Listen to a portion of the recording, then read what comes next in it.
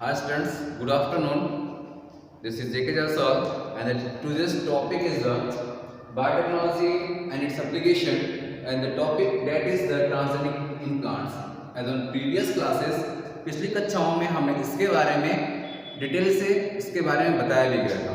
तो हम पिछली कक्षाओं में जो है हमने ट्रांसजेनिक प्लांट्स के बारे में बताया था, जेनेटिकली मॉडिफाइड ऑर्गेनिज्म के बारे में बताया था, और इन सभी के बारे में और इस एग्रीकल्चर में यूज कैसे होता है, इन सब के बारे में प्रीवियस कक्षाओं में आपसे डिस्कस किया था।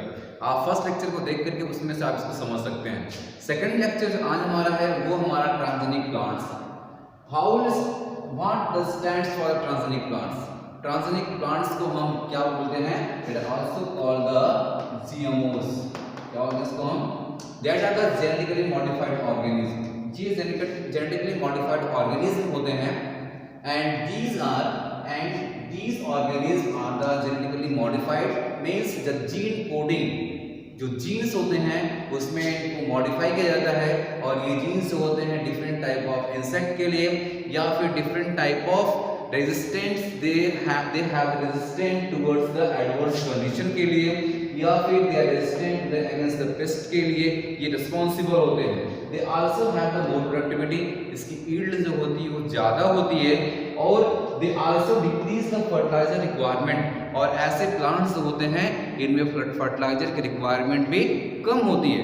हम ये कह सकते हैं कि जो जीएमओस होते हैं, जो जेनेटिकली मॉडिफाइड ऑर्गेनिज्म होते हैं या ट्रांसजेनिक प्लांट्स जो होते हैं, they have the capability for the adverse condition.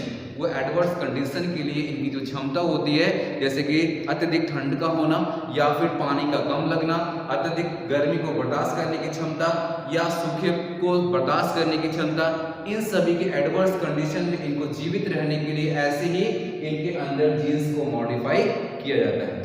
और इसी तरह से ये डिफरेंट प्रकार के जो अलग अलग तरह के इंसेक्ट्स होते हैं उनके प्रति इनकी जो है सहनशीलता जो होती है, या उससे रोगों की लड़ने की जो क्षमता होती है वो सबसे ज़्यादा होती है। तीसरा है कि ये हमें हायर यील्ड प्रोवाइड कराते हैं, अच्छी उपज हमें प्राप्त कराते हैं। तीसरी है ये हमें जो है कम फर्टिलाइजर की रिक्वायरमेंट भी देते हैं। नेक्स्ट है, अब हम आते हैं कुछ ऐसे एग्जांपल्स के बारे में, जो ट्रांसजेनिक प्लांट्स के बारे में, जो nowadays they are using nowadays, जिसका यूज हम आजकल कर रहे हैं। Some of the examples are the cotton, tomato, wheat, soybean, rice, ऐसे बहुत सी चीजें हैं या बहुत से ऐसे प्लांट्स हैं जिनका यूज जो है वो हम ट्रांसजेनिक प्लांट्स के रूप में करते हैं। या हम अपने कॉमन शब्दों में ये जान लें कि जैसे कि हम जानते हैं कि जो हाइब्रिड किस्म की जो धान लाते हैं तो बोलते हैं कि ना कि उसमें कम पानी की आवश्यकता पड़ेगी। हम सभी जानते हैं कि धान में पानी की आवश्यकता ज़्यादा होती है, या ऐसे स्थानों पर लगाया जाता है जहां पानी की रिक्वायरमेंट या पानी की उपलब्धता ज़्यादा होती है। लेकिन अब इस प्रकार से कम पानी वाले धानों की भी उपज होती है, जहाँ पर पानी कम होता है, या ऐसे स्थानों पर भी धानों की उपज के लिए जो होता है वो इस तरह से हम राइस की खेती कर सकते हैं। सोयाबीन को मॉडिफाई करने के लिए, उसकी यील्ड को हायर प्रोवाइड कराने के लिए उसमें मॉडिफाइड उसके जीन्स को मॉडिफाई किया जाता है। इसके अलावा जो है हम ये जानते हैं कि इसमें व्हीट की भी ऐसी वैरायटी आती है जिसकी क्वालिटीज जो होती है वो बहुत अच्छी होती है। जैसे कि हम सभी जानते हैं हाइब्रिड व्हीट जो आती है, या हाइब्रिड धान जो गेहूँ जो होता है वो ऐसा होता है कि जिसकी उपज सबसे ज़्यादा होती है, ऐसे कि जैसे कि सोनारा हुआ, या फिर अंकुर हुआ, केदार का अंकुर, या ऐसे बहुत से वैरायटीज़ हैं जो हम अपने आसपास के क्षेत्रों में देखते हैं जिनकी खेती अच्छी उपज में होती है। ऐसे ही कॉटन की भी उपज बहुत अच्छी होती है। तो इसके लिए क्या है कि कॉटन में जो इंसेक्ट्स लग जाते हैं, कीड़े लग जाते हैं, तो इसकी क्वालिटी जो होती है डल कर देते हैं। इन सबको मॉडिफाई करने के लिए, इनके प्रोडक्शन को हायर करने के लिए कुछ ऐसे ही ट्रांसजेनिक प्लांट्स का डेवलपमेंट किया गया है। ये जो प्लांट्स डेवलप किए जाते हैं ये क्या होते हैं? They have a special type of a gene coding, and they have a special type of a coding for insecticidal protein. ये एक तरह का इंसेक्टिसाइडल प्रोटीन या इंसेक्ट को मारने की क्षमता की एक प्रोटीन जो होती है, जिसको हम क्या बोलते हैं? क्राइजीन्स के नाम से जानते हैं। ये क्राइजीन्स जो होती हैं, दैट इज वेरी इंपॉर्टेंट, ये बहुत ही इंपॉर्टेंट है कि क्राइजीन्स जो होती हैं, these are the responsible for the killing of the insect, जो इंसेक्ट को किल करने के लिए रिस्पॉन्सिबल होती है। तो ऐसी जो होती है इंसेक्टिसाइड्स क्राइजिन्स बोलते हैं। These are obtained from a bacterium known as a Bacillus thuringiensis। यह एक तरह का ऐसा बैक्टीरिया होता है जिसको हम Bacillus thuringiensis बोलते हैं।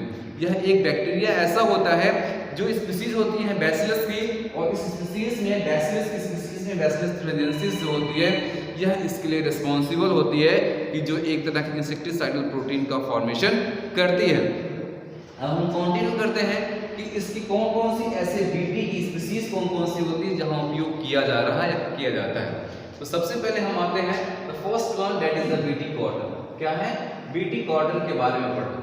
बीटी कॉटन, इसका नाम ही होता है Bacillus thuringiensis cotton। It is derived from the word BT stands for the Bacillus thuringiensis। यह एक तरह की बैक्टीरियम होती है, और यह बैक्टीरियम जो होती है वो क्या करती है? That produces this is the genetically modified cotton। यह एक तरह से genetically modified cotton होता है, and which is resistant to the bollworms। बुलवर्म्स जो होते हैं जो क्या करते हैं? रेशे को काट करके उसकी क्वालिटी को घटा देते हैं। उस क्वालिटी को घटाने के लिए घटा देते हैं, ऐसे में उसकी क्वालिटी जो है हमें कि ऐसे रेजिस्टेंट करने के लिए इसमें बुलवर्म्स जो है या बीटी कॉटन जो होती है वह ऐसे इंसेक्ट्स के प्रति जो होती है वो संवेदनशील होती है कि ये ऐसे इंसेक्ट जब इनको हार्म पहुंचाते हैं दे गेट डाइड, तो वो मर जाते हैं। कैसे काम करता है? It is get produced by the American company known as Monsanto. एक अमेरिकन कंपनी है जिसका नाम है मॉन्सेंटो। यही जो होती है वो बीटी कॉटन को प्रोड्यूस करती है। इसके जो सीड्स मिलते हैं वो काफ़ी महंगे होते हैं। महंगा इसलिए होता है क्योंकि ये मॉडिफाइड होते हैं, और मॉडिफाइड होने के साथ इनकी जो उपज होती है वो ज़्यादा होती है। They have the tolerance against the adverse condition. इनको विषम परिस्थितियों में लड़ने की भी क्षमता होती है। ये विषम परिस्थितियों में अपने आप को जीवित रह सकते हैं। इनकी प्रोडक्टिविटी हाई होती है, और ये रोगों के प्रति या इंसेक्ट के प्रति जो होती है वो इनकी रेजिस्टेंसी इसकी ज़्यादा होती है। इसलिए इस कंपनी जो है मॉन्सेंटो नामक एक कंपनी है, अमेरिकन कंपनी, यह जो है बीटी कॉटन को उपलब्ध कराती है या इसका प्रोडक्शन करती है। अब ये जो जीन्स होते हैं कैसे काम करते हैं? तो ये जीन्स होते हैं, the jeans of the BT thuringiensis और Bacillus thuringiensis produces the protein in the form of crystal। यह क्या होता है? क्रिस्टल के फॉर्म में, या Bacillus thuringiensis जो प्रोटीन जो बैक्टीरिया होता है यह एक तरह के इस तरह के प्रोटीन का फॉर्मेशन करता है जो कि क्रिस्टल के फॉर्म में होता है, जिसको हम बीटी टॉक्सिन के नाम से जानते हैं। किस नाम से जानते हैं? We called it as a BT toxin, जिसको हम बीटी टॉक्सिन के नाम से जानते हैं। यह बीटी टॉक्सिन जो होती है वो एक तरह की टॉक्सिक मटेरियल होती है।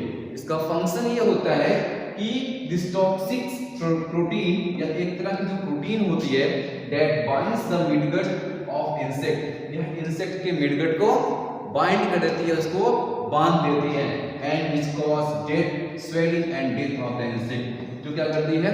इंसेक्ट के लिए डेथ का कॉज करती है, या हम कह सकते हैं कि that when binds the midgut of the insect that get swells, ये सूज जाती हैं, फूल जाती हैं, और लास्ट में क्या होती है? They get burst and the insect get died. और इस तरह से इंसेक्ट जो होते हैं वो मर जाते हैं।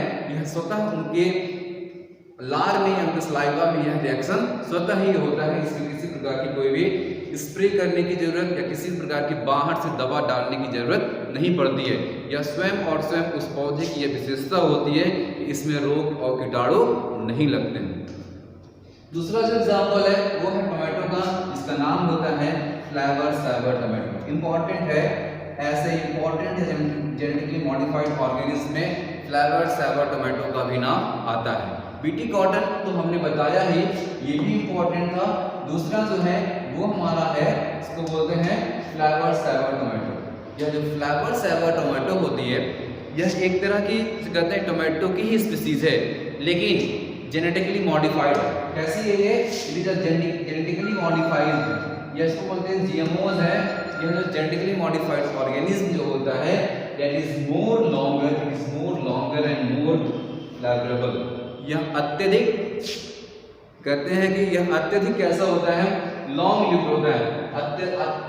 अधिक दिनों तक इसमें जो होती है वो लाइफ प्रोसेसेस चलती रहती है, या कह सकते हैं कि यह अत्यधिक दिनों तक सेफ बना रहता है। दूसरा है कि इसमें इसका जो फ्लेवर होता है वो क्या होता है? कन्वेंशनल टोमेटो से या आम जो टोमेटो जो टमाटो होती है उससे कहीं अच्छा ये इसकी फ्लेवर होती है और यह लॉन्ग ड्यूरेशन तक चल सकती है। ऐसे टमाटोज जो होते हैं वो जब हम देखते हैं कि टमाटर की जो खेती होती है जब मार्च और अप्रैल के महीने में थोड़ा सा गर्मी पड़ना शुरू होता है, ऐसे समय में क्या होता है टमाटर का रेट गिर जाता है, होता भी है।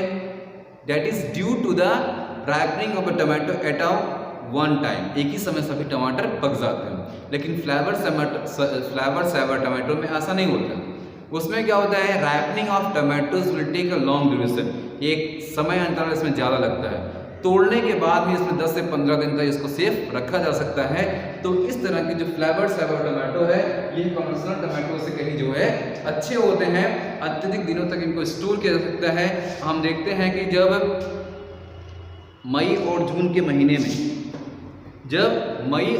के महीने में टमाटर की खेती नहीं होती है, ऐसे में साउथ इंडियन से टमाटर जो होते हैं कर्नाटक बेंगलोर से टमाटो जो होते हैं वहाँ से इंपोर्ट किए जाते हैं, वहाँ से आते हैं टमाटर। ये टमाटर क्या होता है लेटर कहते हैं स्टोर्ड, ये स्टोर किए जाते हैं कोल्ड स्टोर में। स्टोर करने के बाद भी क्या होता है इनकी भी राइपनिंग होती है।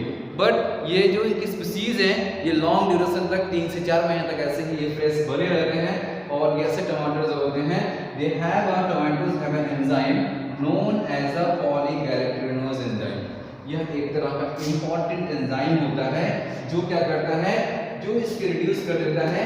जब ये रिड्यूस हो जाते हैं after reducing the time of tomato, कहते हैं कि time of ripening of tomato, ripening of tomato get delay, ये डिले हो जाते हैं। ये कहते हैं कि काफी समय के बाद ये जो है पकना शुरू करते हैं या पकते हैं तो काफी दिन तक इनमें समय लगता है। इसलिए क्या होता है कि इनकी टाइमिंग जो होती है वो अलग इस कहते हैं लॉन्ग ड्यूरेशन तक ये चलते हैं। ऐसे ही दूसरे जो इसमें ऑर्गेनिज्म हैं जिसे कहते हैं कि that are the some of the ऐसे ही हैं। ये तो था बीटी कॉटन और फ्लेवर सेवर टोमेटो, ये एंजाइम पर बेस है और ये क्रिस्टल के फॉर्म में बीटी टॉक्सिन का फॉर्मेशन करते हैं। और इसी के आधार पर नेक्स्ट अगर हम बात करें तो वो हमारा है जब हम अगली क्लास में पढ़ेंगे या आपको सिर्फ बता देते हैं कि हम कौन सा क्लास अभी इसके बाद जो लेंगे उसमें होगा हमें निमेटोड, पेस्ट रेजिस्टेंट प्लांट्स, कि कुछ ऐसे भी प्लांट्स होते हैं जो निमेटोड से अफेक्टेड होते हैं। निमेटोड से अफेक्टेड होने वाले ऐसे plants they have a variety of the nematode parasites, इसमें निमेटोड्स होते हैं पैरासाइट के फॉर्म में पाए जाते हैं। और ऐसे पैरासाइट्स को that live in the soil, ये मिट्टी में ही रहते हैं and cause the adverse influence to the roots, ये पौधों की जड़ों पर एक क्या करते हैं विपरीत परिस्थितियों में इसकी जड़ों को काट डालते हैं। इससे क्या होता है कि दे cause the death of the plants, पौधे जो होते हैं सूख जाते हैं। तो ऐसे में क्या करता है कि एक तरह का निमेटोड है जिसको हम बोलते हैं कि मेलिडोगाइनी,